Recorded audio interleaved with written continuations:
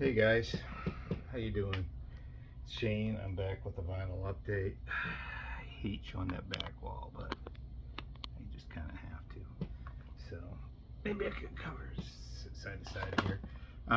So I just have a huge update to show you today. I'm going to get into it like right away. I got a lot of albums to show you. I got a few cassettes and some CDs.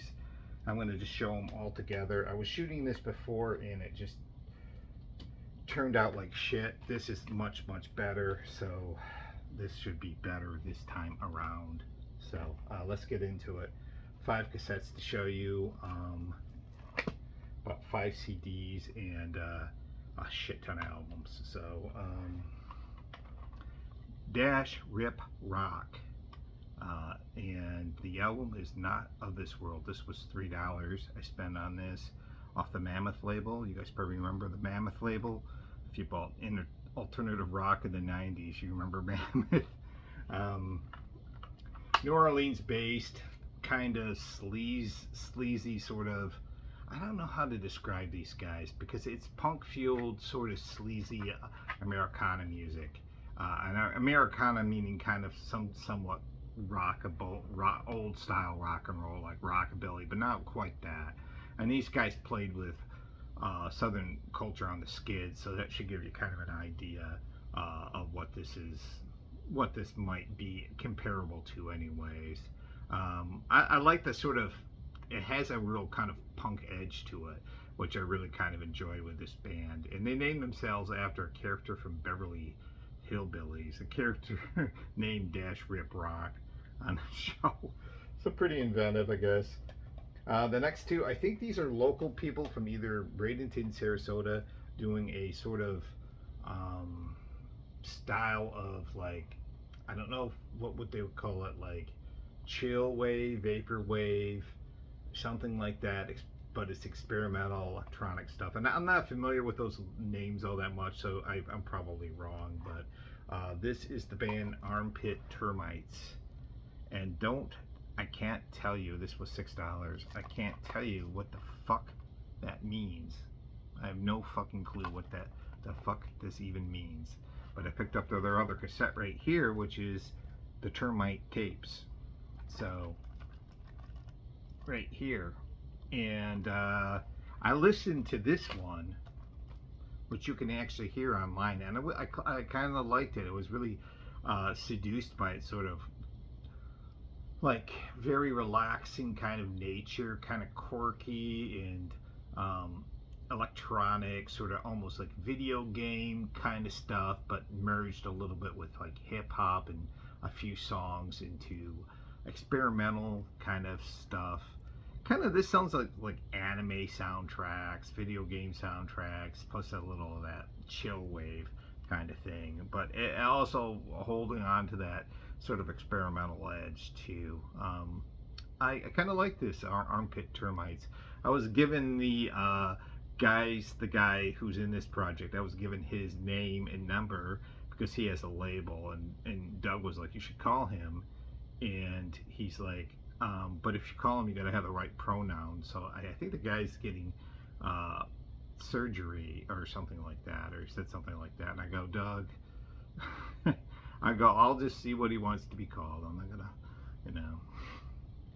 So yeah, there it is, the Termite tapes by Armpit Termites. So okay, we're on to the Monsters. This is on the Slovenly label.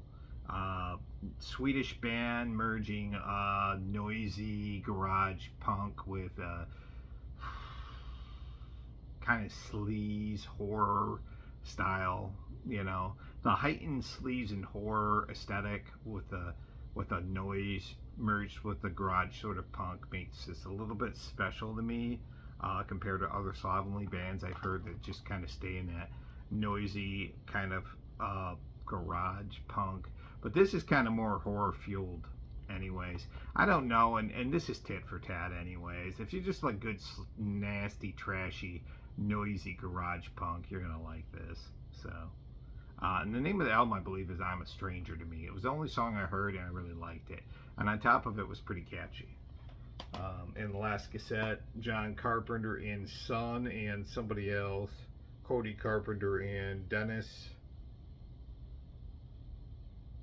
Daniel Davies scoring Hellraiser. Yes, this is the newer Hellraiser remake. The soundtrack to that. The original was scored by Tangerine Dream. Um, I was listening to bits and parts of this, and of course, I remember when the movie came out. And it's pretty good. It's not like what you would expect. If you know, that's the thing. If you're expecting classic like Escape from New York, which I have, or Halloween, which I have on CD, this is not like that. It is where it's got that, that sort of almost signature synth from John Carpenter, but it gets a lot more like not symphonic, but more cinematic and more dramatic, even a lot more bigger, expansive than this sort of limited ranged keyboard stuff with John Carpenter. I prefer that over this, but this is a pretty cool fucking thing to get for $11. All right, let's get into it. I got a lot of stuff to show you guys.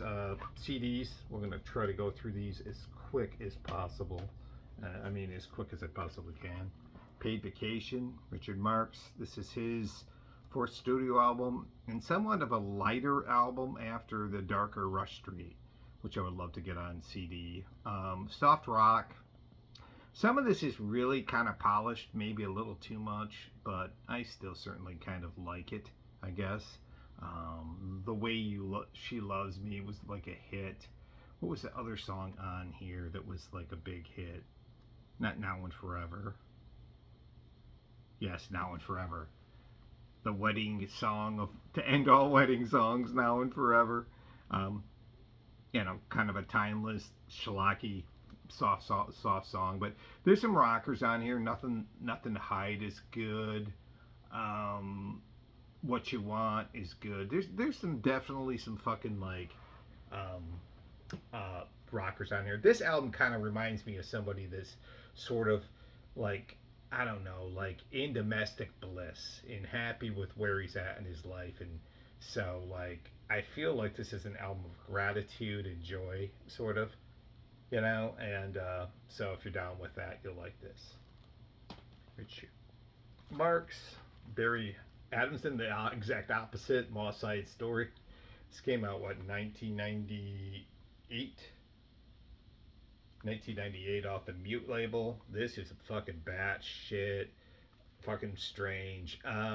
Barry Adamson was in the band Magazine, I think, for a short period of time, and for a short period of time, or maybe longer, on the second one, Nick Cave and the Bad Seeds. And this is sort of a jazzy neo film noir sort of concept album with elements of sort of like, there's some electronic stuff, but a lot of jazzy, a lot of ambient, sort of kind of ambient-esque, I should say, interludes. And it sounds like fucking like something James Ellroy, like a soundtrack to one of his movies, like a darker like it's pretty cool. It's different. I mean, you have, what's her name, Damanda Galas singing vocals on here. You should know what you're getting yourself into there. So I've had this a few times, and I think I sold it last time. I'm gonna keep it this time. It's fun. This also sounds like something like John Zorn would do. It's got a avant-garde edge feel to it. So good stuff by Barry Adamson. Elvis. Alves, the Mexican Elvis Presley, a kind of singer, with How Great Thou Art, the greatest hits of Alves. Alves was in a few different bands. Casualty Romance was one band, I think their name, and the classic LA punk band The Zeros. He was the lead singer, they were kind of like the Mexican Ramones. This is schlocky. It's sort of like tongue-in-cheek, sung Elvis style, mixed with some like sort of Mexican style music, flavored music in there. But it's kind of, because of its strangeness, it's sort of certainly kind of avant-garde too, in a weird sort of way. This is quite ridiculous. It's quite ridiculous. So this is a fun one. He does like a cover of Maria's the name of my latest flame. It's ridiculous. Supernova, Pop is a Weapon. I'm gonna talk about this album in a little bit of depth. I think they're from Costa Mesa, California.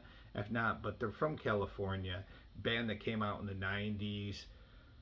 Kind of spiritually akin to Man or Astro Man for their sort of obsession with UFOs and space culture, I guess. But this band is quirky as fuck and funny as hell, and I don't know why they didn't become big. And if you remember the movie Clerks, they had a song off the soundtrack, Chewbacca, you know, Chewie, Chewbacca, which I loved. But this is fucking excellent indie pop rock stuff. I mean, some of it borderlines on being power pop, some of it borderlines on being just like an indie rock band of sorts. Very catchy songs, really funny shit. I mean, this is fucking fucking tastic. If you haven't heard of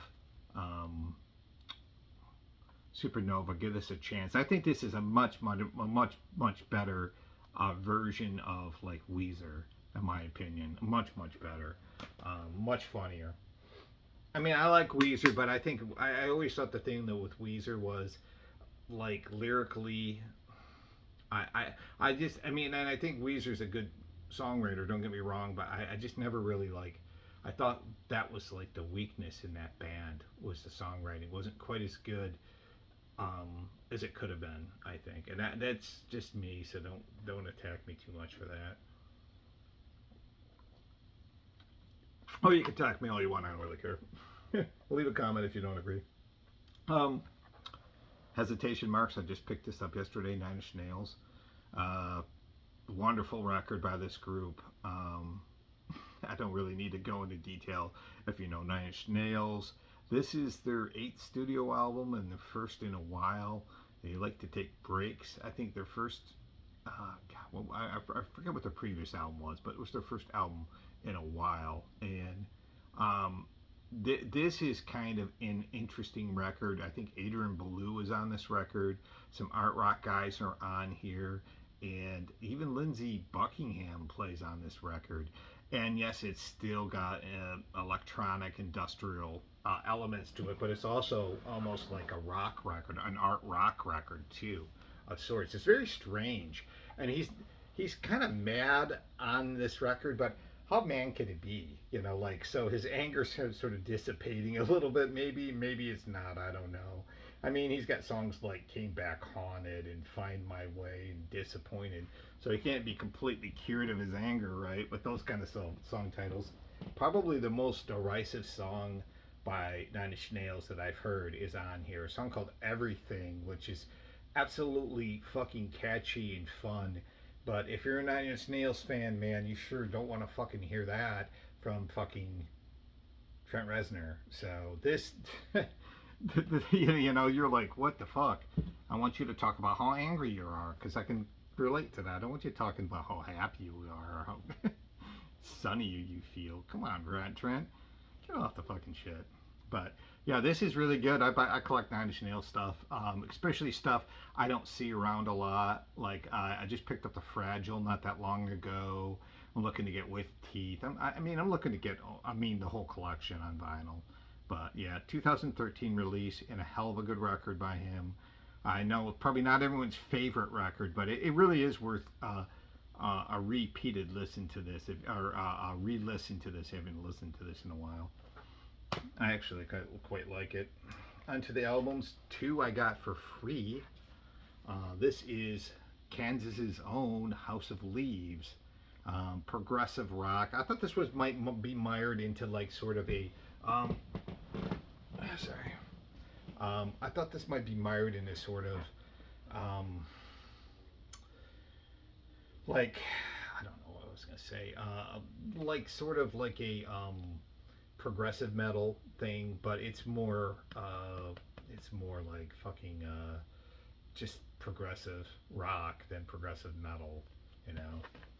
I automatically assume that all progressive rock bands anymore are just doing progressive metal. I don't know why that is, but it's on this Jabulan label. I got this for free. I quite liked it.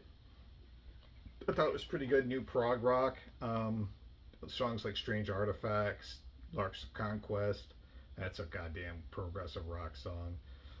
The interesting thing is a song on here called "The Boy of Bengai," and it's a got three pieces to it: Tower, Caravan, and Awakening. And it's about 10 minutes long.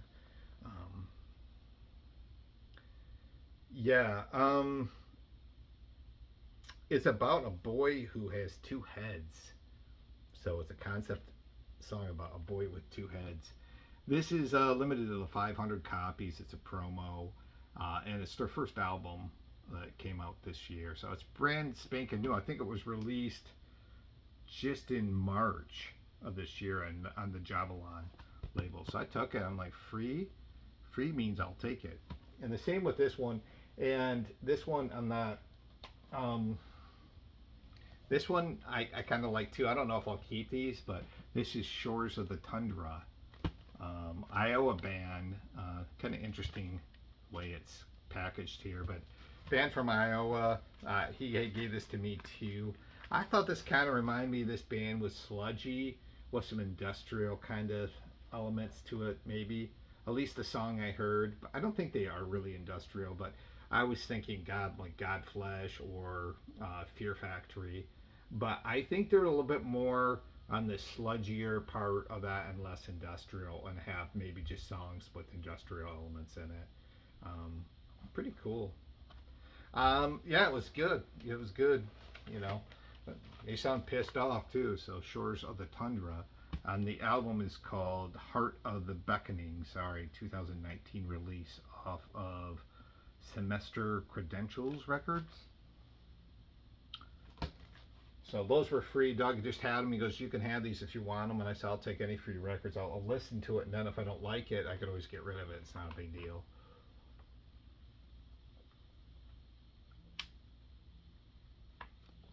Thirsty. Sorry about that, guys. Thirsty, thirsty, thirsty. All right, let's get into the records. The ones I paid for. I wish I could say I got these for free, but I did not. If I have time at the end, I will show. I will show some other records I had. If I don't, I'll show them on my next thing, because I did pick a few up at a flea market, but these are killer records. But I might have to wait on that.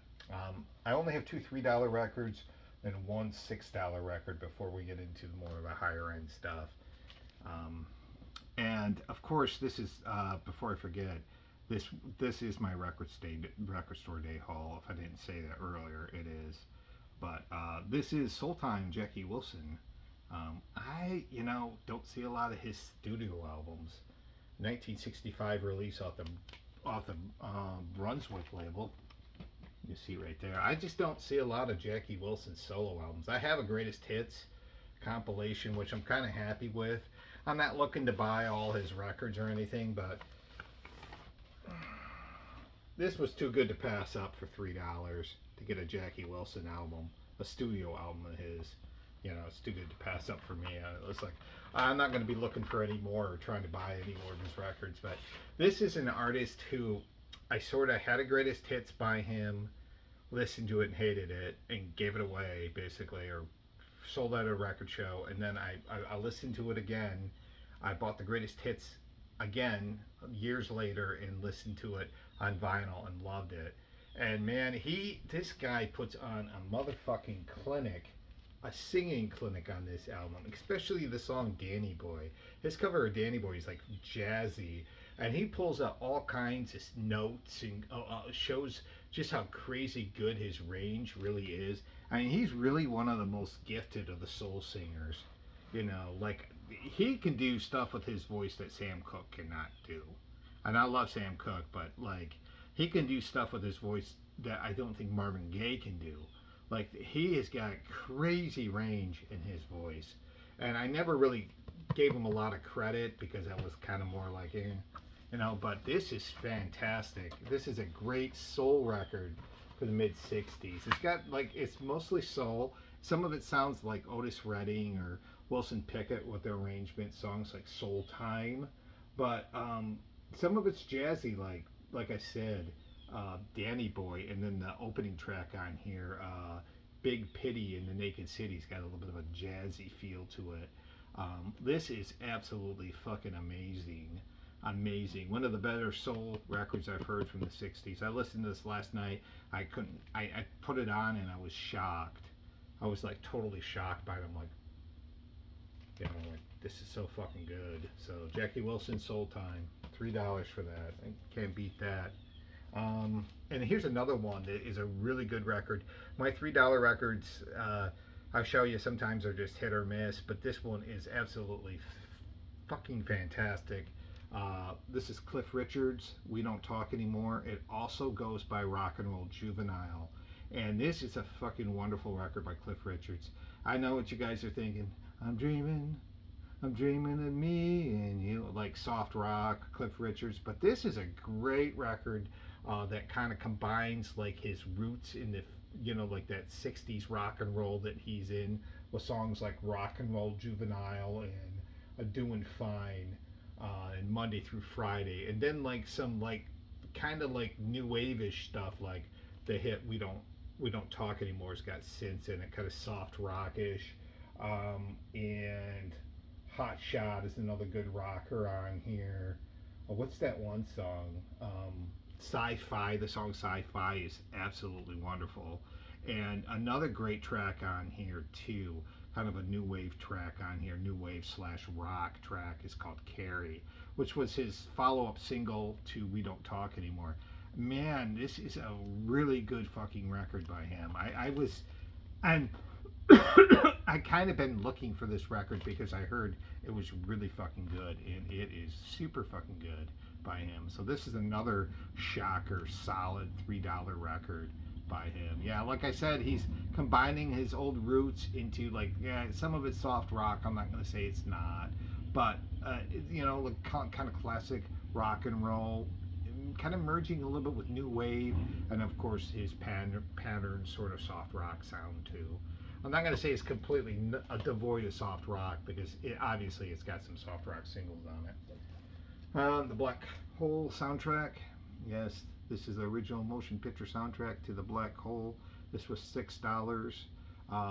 Scored by John Barry, of course, who did Dances with Wolves is one album I know he did, but scored that movie, and of course some of those old James Bond movies he scored. Here it's kind of fun, sort of. This is an intense soundtrack, really intense, dramatic arches in this soundtrack. It sounds great on if you got a good pair of headphones or you got a good speaker system. This is a great soundtrack from the 1979 movie about the black hole. I think Maximilian Schell's in this. Yeah, I saw it and it was like $6. I picked this up last week on that Disney label, Buena Vista. They had Close Encounters, and I should have fucking snagged it, but did not do that.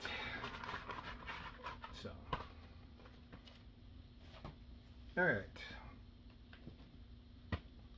This one was $12, and I believe it's an EP, and it's just a limited edition thing. I don't know if this was a record store day or not, and I'm wondering if it was one, because it is just got 4 songs on it. But this is by an LA band who's kind of gotten a strong following over time, doing, I don't know what their music would be called, but this is Chicano Batman with Joven Navegante. So, kind of adding elements of like funk in psychedelia music and rock with sort of tropicalia Latin stuff, I think.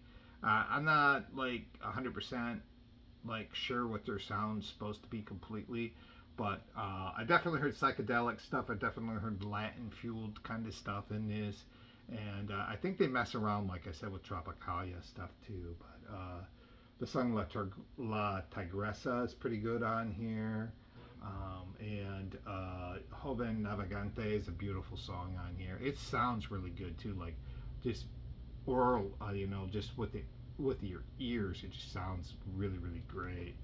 So Chicano Batman, that's fucking $12. It was knocked down from 19 to 12, and I just figured I'd take a chance on it. It's an EP of theirs. I might pick up something else. I might not. I'm not like the biggest like world music, like modern world music fan, but it's not that I don't trust it or anything. I just haven't heard enough of it. I mean, I'm not going on my way to like get that stuff unless I just hear it by a whim, and I'm never searching that shit out. I'm always going to take a chance on it and see if I like it, and casually add stuff like that in the collection is more like it. All right, this one I got yesterday too. This is Frank Zappa, Zoot Allures. This one was 15. I've been in the mood for some Zappy. And this is a stellar record by him, 1976 release. And to me, a straight up rock record by him. Like, no frills rock and roll record by him. Kind of the record I was expecting by him and finally got. And not that I have a problem with his other stuff. I like a lot of his shit, but this is kind of no frills, batten down the hatches rock songs on here. Some of the rock instrumentals on here, Black Napkins is wonderful. Friendly Little Finger is wonderful on here. Miss Pinky. But the first song on here is terrific and might be my favorite track on here. Wind Up Working at a Gas Station. It's fucking a great little rock and roller. I think he took a lot of that jazzy, experimental nature that he has in his music and kind of took it out and gave us this like a straight rock record. And I had this on CD, but I've been kind of like jonesing for Frank Zappa stuff. This is on the Warner Brothers label, and it's in really good shape, so no complaints here. Some Zappa for you. Yeah, I'm getting a little weird, am I not? Don't worry, guys. If you're wondering where's the hardcore punk, it's right here. This is a split of two bands from Sweden, right? Yes. And this was taped off a cassette in the early, like 1984. One is the band called Asocial, and the other is a band called the Bread Rollers. And they both have like a real metallic kind of sound to, not crossover necessarily, but definitely very metal sounding hardcore. Asocial kind of almost has a pre-grindcore thing going for it, in real fast tempos and short songs. And the Bed Rovers kind of remind me they have a kind of more of a thrashy, maybe classic crossover sound to them. But yeah, two kind of defunct bands that probably weren't known about, and god damn it, man, fucking Radiation Records reissues this shit, and it is wonderful. So I love both of these bands. I thought this was the name of the band, was Asocial and the Bed Rollers, and I was thinking that's kind of a weird name for a band, but it's actually two different bands, and it's just on black vinyl. I'm not going to bore you with the back of it, but once again, Radiation. You see Radiation right there, doing God wonder with these reissues. I'm not going to buy them all because there's so many of them that are being reissued, but it's so great that they're reissuing old punk records, hardcore, regular punk, 70s, 80s. I'm pretty sure they're probably doing 90s stuff too, but I haven't heard it yet. Dylan and the Dead. Yes. This one was sitting in his pile, and it was $22. It's sealed, brand new. 30th anniversary reissue maybe of this classic album by these obviously legends in the rock field.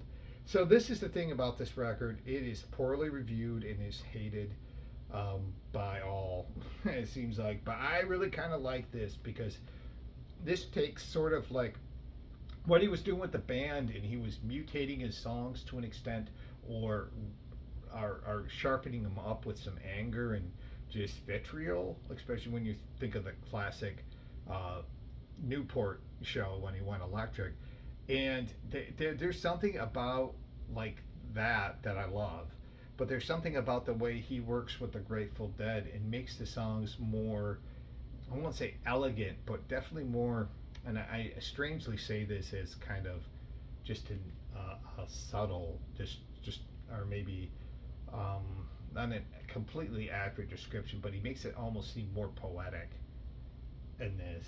It's weird because he does like Queen Jane approximately on here and Gotta Serve Somebody, but Gotta Serve Somebody doesn't sound pissed off on here. It sounds spiritual in a way. And I just love the kind of connection he had with the Dead, the Grateful Dead, to make something that I think is kind of an interesting um, footnote in his history and in their history too. That it doesn't seem like it would fucking work. And then for a lot of people, this probably doesn't work, and this is a piece of shit album. But I always liked this record. Had a strange liking for this record. I remember when it came out, and I had it on cassette, and I don't think I quite understood that like sort of thing about it. And then I bought it years later, and I didn't like it as much, I would say, and now I like it totally fine. The Mummies. This is Crypt. Tales from the Crypt. So I was on a huge Mummies kick. This is like a compilation of I think songs they had recorded, demo recordings.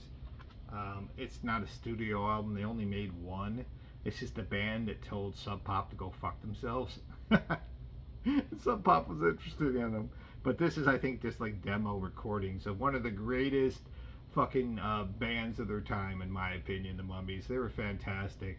They just took like the you know, like fucking lo-fi to another level of ridiculousness for their sort of garage rock. And I love it. It's very frenetic.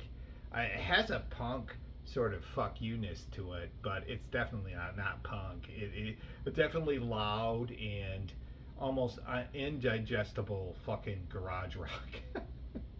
I love this band. They're like heroes of mine, man. I fucking love them. But yeah, this is just, I think, older recordings of singles or demo recordings. This is not a studio album of the Mummies.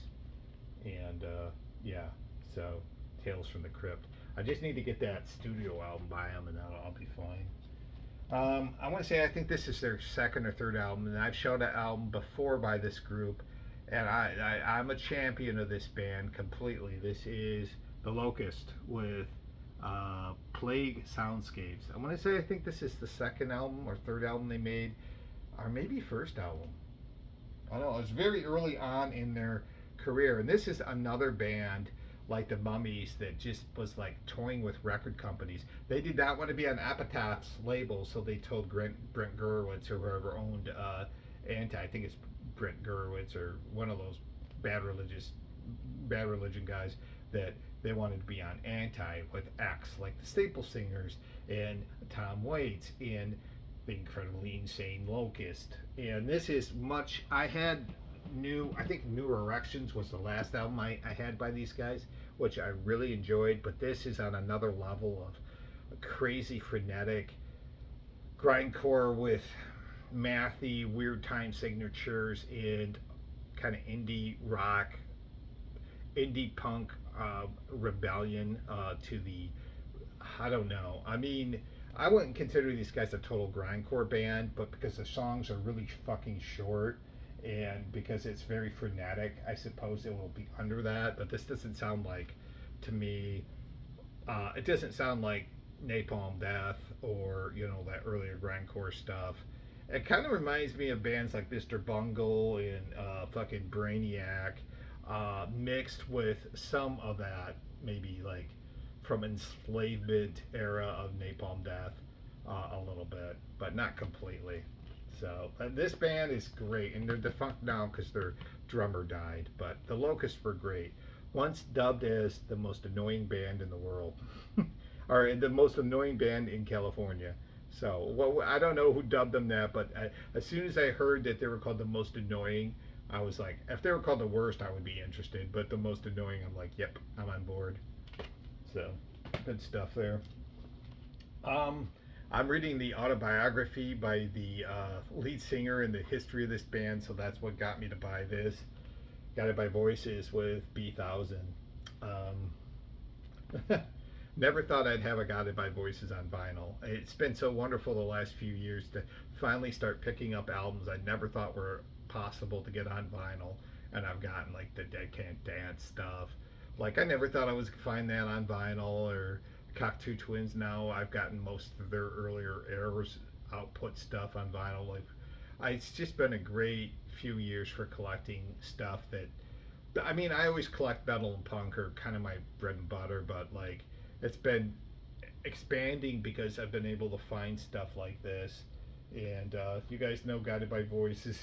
Fucking, um, yeah, this is great lo-fi indie rock, indie pop rock, whatever you want to call it. It is lo-fi, and that's the genius of Guided by Voices. That's also sort of the detriment is all the songs are kind of recorded the same.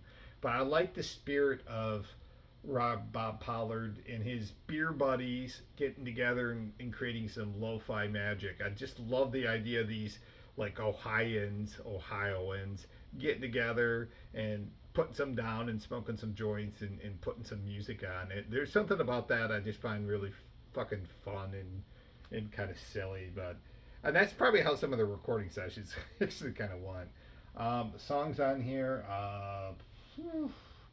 Hot Freaks is great. Gold Star for Robot Boy. I'm a Scientist is wonderful. Demons Are Real. I mean, this whole album. Is Kicker of Elves on here? Yeah, Kicker of Elves. Her Psychology Today. Those are great songs. But I'm a Scientist is fucking great on here. I'm a big fan. I first heard a Guided by Voices. I was at my friend James's house, and his girlfriend Nikki was really into him, and I think I heard Vampire Vampire Titus or Alien Lanes. It was one of the first two, and I liked it, but I didn't give much of a thought. And it wasn't until years later my friend Ken just adored fucking Guided by Voices, and I got back into it. Hey, we're gonna be done early, guys. I think. Every time I say that, and we're not. This one was held for me, and this is another fucking wonderful album. I never thought I'd get to by another band I've been collecting, kind of trying to get more of their stuff. This is Songs of Faith and Devotion, Depeche Mode. I did not ever think I would get this on fucking vinyl. This is the easiest fucking thing to get by them on CD. This and Violator. It seems like you could always. So when you get these albums that are so accessible on CD. Like it almost seems unreasonable to get this on vinyl. This one was $28, and couldn't be happier to get this. I want to say I think this is the follow up to Violator, and I think they only made two albums in the '90s. I believe they only made two studio albums in the '90s. This and was it Exciter? Somebody will tell me if I'm wrong. I can't remember what the second album was called. But I think they only made two studio albums in the '90s. If I'm wrong, you can correct me below. But yeah, this one is really really interesting. It's got kind of a nice mix of kind of rocks, kind of rocky songs on here with the classic Depeche Mode. Seems like they're messing around a little bit with industrial elements on this album. It's kind of an interesting album. It's definitely different than Violator. Violator feels more romantic to me in a way, even when they're in torment. But this feels like they kind of learned a lesson, or they're kind of learning lessons in life. And really, the star of the show to me on this album is Dave Gahan's voice. It is absolutely fantastic. Like, he carries the songs. Not that the musicianship is bad, because it's really good, with Andy Fletcher and the guys and Martin Gore. But I really feel like Gahan singing on this is on another level. I've heard him sing songs, but like the gospel tinged condemnation, sorry, it's just wonderful. His vocals are great on that. Walking in My Shoes is great. Of course, the rock kind of esque I Feel You is wonderful. Judas is another good song on here. It's a really good track. And I know a lot of people don't like it, but I'm just going to say I do. I like the song Rush with the adding the industrial elements in that song are really terrific. So I really feel you can't really go too wrong with Depeche Mode. Like, this is a band I never thought I'd get their shit on vinyl. And now all of a sudden their fucking vinyl's coming out. And years back I bought like 3 or 4 of their albums at a Barnes and Noble for cheap. I got them for $10 a piece because they were discounted half off or whatever. So they're $10, $12. And that was gonna be like, okay, that's my Depeche Mode collection. And then all of a sudden fucking I get music for the masses. I don't know, in the last year I got that and this came out. So this is wonderful. And as long as they keep reissuing Depeche Mode stuff on vinyl, you'll keep seeing it in updates. They're one of my favorite bands. Um, this is the last record I'm going to show you that's not a Record Store Day record. And this one was also another thing I never thought I'd get on vinyl. Sisters of Mercy. This is the first and last and always their debut album, really, all intents and purposes, 1985. And there's that. This is a Mobile Fidelity Sound Lab, and I think if you saw my last episode, you saw that I had Floodland. Now I have this. So really need like 2 albums by them, The Gift and Vision Thing, to complete them on vinyl. To be honest, I don't care if I find those at all, really. I got Floodland in this, a Floodland and Vision Thing on CD. So, I mean, if I find them, I'm going to try to buy all their stuff. But this is the most gothic rock, of the gothic rock that Sisters of Mercy did. I mean, this is really kind of it, you know. This is really good shit by them. I mean, it's like straight up gothic rock. It doesn't have as much of the dance elements, I think, as that were on like Floodland. But I haven't listened to the whole album, so I don't know. But songs like Black Planet and No Time to Cry are definitely more like straight up gothic rock. And Andrew, what's his name? Eldritch. Eldritch. It's got such great haunting vocals on here. So I am never gonna turn down, look how gothic rock these motherfuckers are. I'm never gonna turn down some Sisters of Mercy. I love them. All right, so let's get into the Record Store Day releases, and at the end I do have one album that is a soundtrack that is I'll show it to you at the end. Now that wasn't part of Record Store Day, but because it's the most expensive, I'm going to show it to you. This is the first one. This is Public Image, and this is first issue. This is the Record Store Day reissue with the USA, the USA or the US remixes of 5 of the songs on here. So it's more like an EP. This one was $25. So it's got the excellent Annalisa on here where he's screaming her name.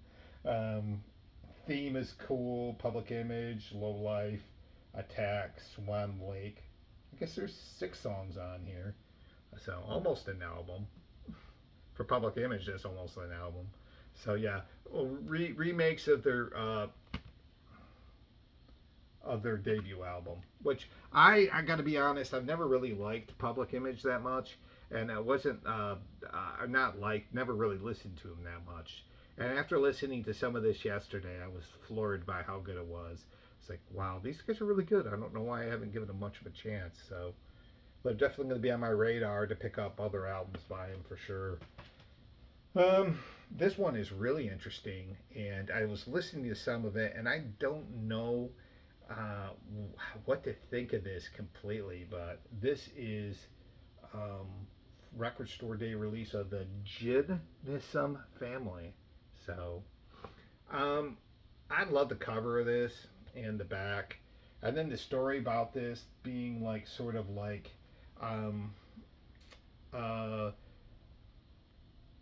Memphis underground rap scene in the 90s is what this is, and a lot of these were recorded on cassette or a 4-track player or something.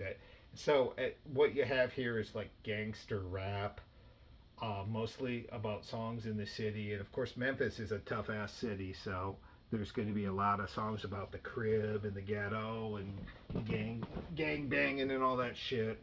If you've been to Memphis, you know what's you know, watch what you're doing there. Um,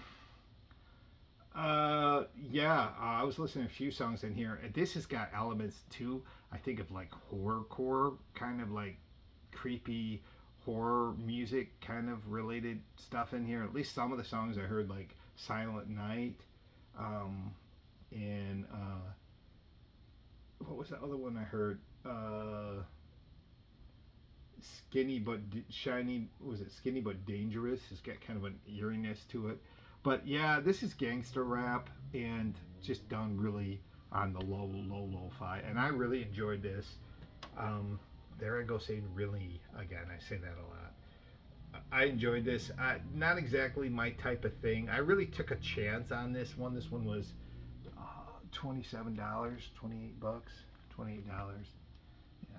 What happened was my brother gave me some extra money for this record store. He threw an extra 100 in here because I was only planning on buying one or two things, and then he's like, "Here's an extra." So I'm like, willing to take more chances on stuff, you know.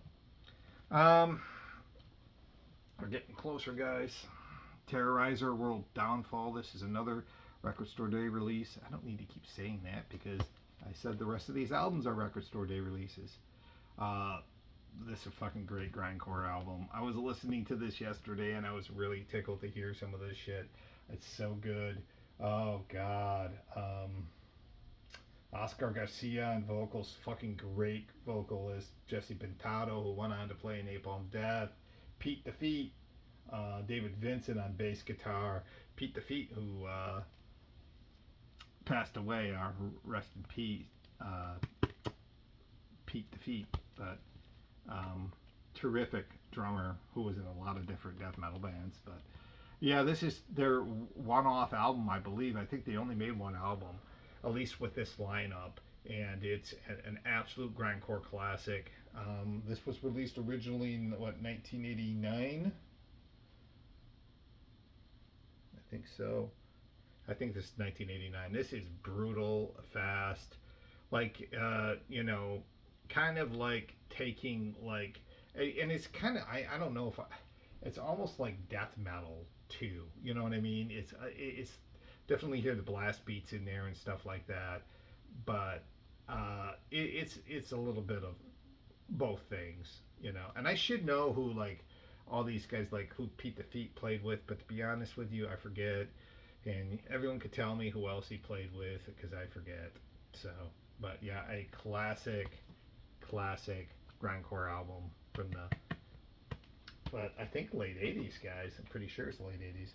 This one I went back for a second run, and this was sitting there, and I was like, yeah, I need to pick this up because I just want to have this for my collection. And I you know, like, I went back. I took my brother, like, in the morning, and then when I went back, I was looking through, and there was only a half box of records left, and it was like kind of picked through, and I kind of was like, should I get another soundtrack? Should I get, you know? And then I was just like, fuck it, I'll get this because it was an unreleased album by these guys back in 1989, and so I got, I'm just going to show the back. I can't really show the front because there's nudity and blood on it, but this is the Dwarves with Sunshine, Lollipops, and Rainbows, compilation album of unreleased in demo tracks that was released right before their masterpiece, Blood, Guts, and Pussy, which came out just a year later, and kind of the Dwarves' golden standard album, if you ask me. Great hardcore. Yeah, it's kind of hardcore punk into punk with great nihilistic sort of lyrics and stuff like that. Unfortunately, like I said, I really can't show you the front of this. I showed you the front, and I hope I don't get flagged for it, but I forgot what the front had in it. But if you're a fan of the Dwarves, yeah, it so pisses me off that I can't show you the front of this because the front is so great. It's so great, but I can't. You know, that's the thing with Dwarves covers, you can't really show them, you know.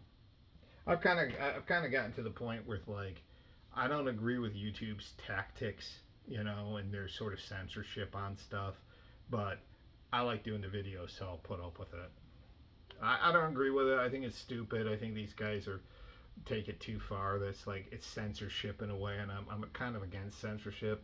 So yeah, not a fan. All right, three left, guys. And this was another one of those record store day releases for soundtracks, and there was a few really good ones. My brother picked up a ton of good ones, but I picked up this one um, because why not? Make them die slowly. The Cannibal Feroz soundtrack. This, you know, this is amazing. This is by a guy named Buddy Maglione, and I think that's a like made up name. I think it's Roberto Datali is his real name, and that's like a sort of made up name for him. Can I show the cover of this? Oh, I'm gonna show the cover of this. Fuck this, man. I'm getting tired of this shit. There's the back of it right there. Yeah, that's right. It's the guy's brain right there out of the carbonate.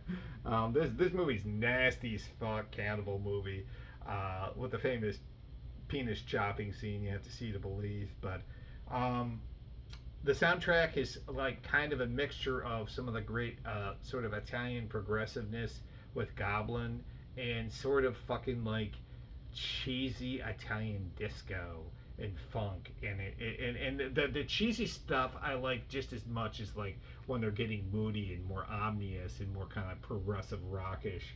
So I like both. Like Killing Two Parrots is quite ridiculous, but what's the song of like the main title to this main theme is so disco-y and so funky. It's ridiculous.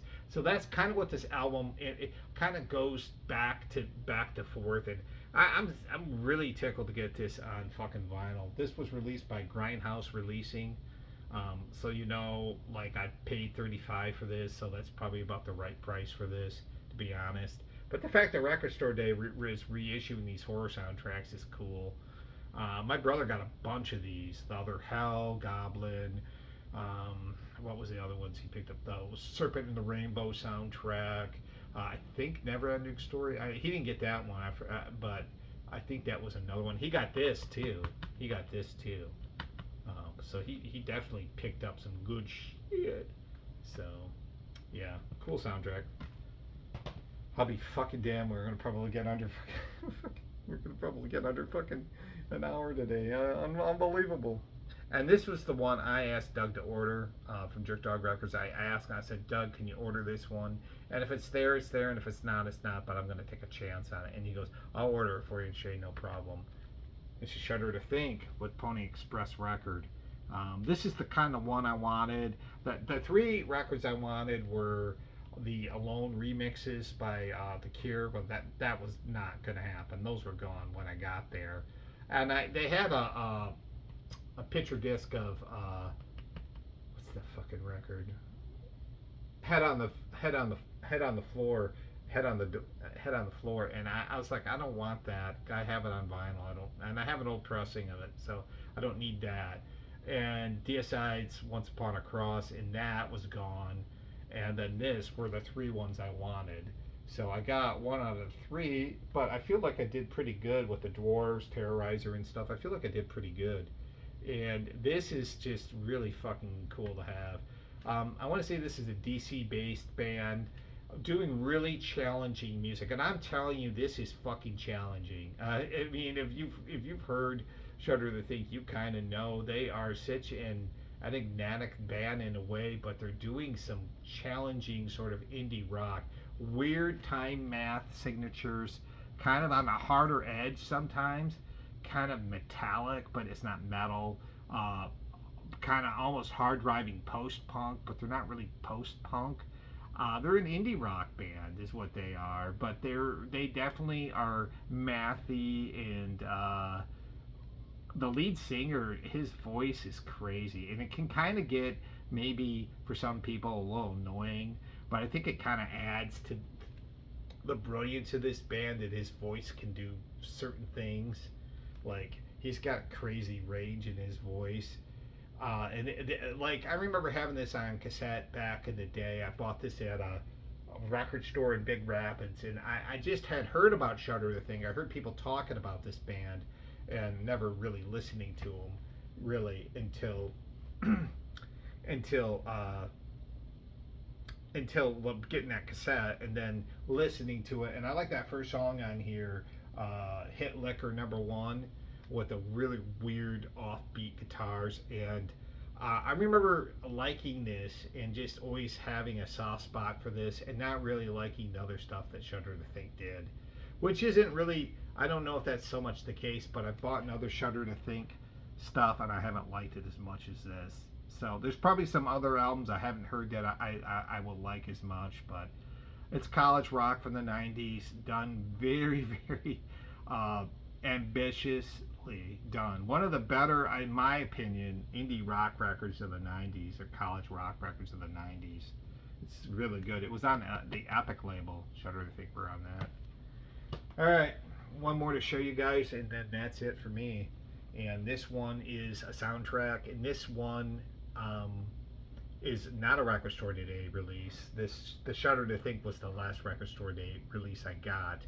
Now I could show you in the future other Record Store Day releases. If I go back and there's any left, I might pick those up, but we'll see. But this one was like he had ordered it Friday. It was sitting in his box Saturday, and I just couldn't let it go. Later they released it. It is the soundtrack to Texas Chainsaw Massacre. This one was $40. This was pretty expensive. Yes, my wallet is fucking feeling it today. Like, fuck. You know? Like, I spent a lot of fucking money. I spent probably $200 out of my own cash yesterday. Easily. That's way too much money. But this is composed and performed by Toby Hooper and Wayne Bell. And so I was talking to Brian about this, my brother, and he said that that this is more akin to like a Racerhead than it is, and I was saying like maybe like Shockwaves. But he's kind of right. This has fragments, kind of noises, but I also think there's like soundscapes in it too. It's kind of a combination, not your typical soundtrack score. Intense as fuck too. This has got some real creepy music in it. Like, what is it that I heard that it was kind of like creeping me out a little bit? Not in a bad way, but in kind of a fun way. What was it? Well, not just the main theme, but was it Trouble Moon? Distance Disturbance, sketch one. That piece is kind of fucking fucked up in a good way. So yeah, this is not going to me. This is not going to be my collection, but I was going to show it in my show anyways. I'm going to give this to my brother. It is a just sort of a post-Christmas present. Although I'd like to keep it for myself. I'd half tempted to say, well, they don't have it, but he already knows I ordered it for him, and I was going to pick it up next week, and I was just like, I don't want to go in there next week having a $40 record on hold already. You know, I was just like, I'll just bite down and order it today. I just pick it up today and be done with it. So that was my Record Store Day release. Those were the releases I've gotten in the last few months, about the last month and a half maybe, at least a month. I haven't made a video in about 3 weeks. I was going to make one a few weeks ago, and I just decided, you know what, or actually like last week I was going to make one. I was like, why don't I just wait till Record Store Day, and then I could just show everything I have. So this is the first fucking video I'm going to do that's going to be under a minute. That's going to be right about right around an hour, under an hour, right around an hour, which is, for me, amazing that I'm doing that under an hour, because usually my fucking shit is much longer than an hour. I will probably do one more update, I will say, probably before I go to England. On that one, I mean, I'm going to just, but that one is going to be more like, I think, low end stuff. That one's probably going to be more like whatever I pick up for cheap. Now, with an occasion, I might have 1 or 2 records, or 3 or 4 records that are more high end. But a lot of my shows, I'm doing more like kind of low to high end stuff, like low to more expensive. This one just happened to be mostly high end stuff, mostly more expensive stuff, but which doesn't happen often because I just don't have the money, for that. So that's probably going to be my next update. It's more like in a few weeks, more like, you know, I got a ton of records I could have shown in this that I didn't show because I wanted to keep this under time. So that's probably what you're going to be seeing. And then when I come back from England, it's going to be fucking crazy haul there. Maybe 2 hour show, or split it up in two parts, because there's no way I'm going to show all the things I'm going to get in one show. Probably not. So thank you guys for watching. I'm going to get going. I'm going to go see Vampire Hunter D today. It's playing my local theater, so I better take advantage of that. But thank you again always for watching. I hope everyone had a good record store day. I hope everyone's had a good weekend, and they're enjoying their Sunday. I'm shooting this on Sunday. You probably won't see it till Monday. So yeah. All right, take care. Bye.